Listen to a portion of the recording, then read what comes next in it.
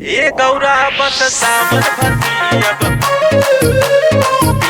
न फिर कोनो बाह में।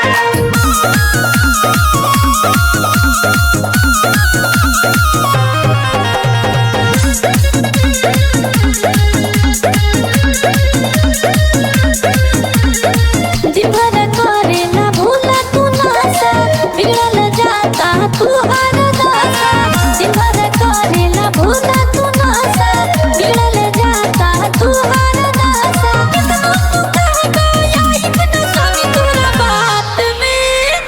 ए गौरा बस सावन भर पियब, ए गौरा बस सावन भर पियब न फिर कोनो माह में। ए गौरा बस सावन भर पियब न फिर कोनो माह में। पियब न फिर कोनो माह में।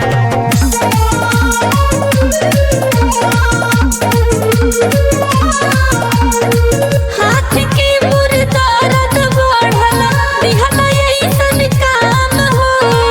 आज भर बस पीसद नीलम, काली से करी है आराम हो, काली से करी है आराम हो। हाथ के मुर्दारत बढ़ल, दिहल ऐसन काम हो। आज भर बस पीसद गौरा, कल से करी है आराम हो। सुन सुन के बात तू हरि स्वामी मोर, दर्द बढ़ल माथ में। ये गौरा बस सावन भर पिया, ये गौरा बस सावन भर पियब न फिर कोनो माह में। ये गौरा बस सावन भर पियब न फिर कोनो माह में। पियब न फिर कोनो माह में।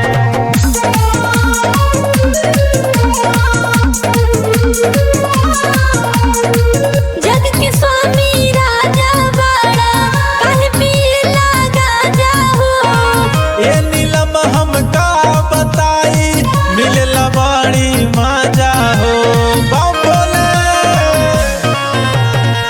जग के स्वामी राजा बड़ा, काहे पियला गाजा हो। ए गौरा हम का बताई, मिलला बड़ी मजा हो। आज नहीं हन करे स्वामी सुइहा तोर जी शमशान में।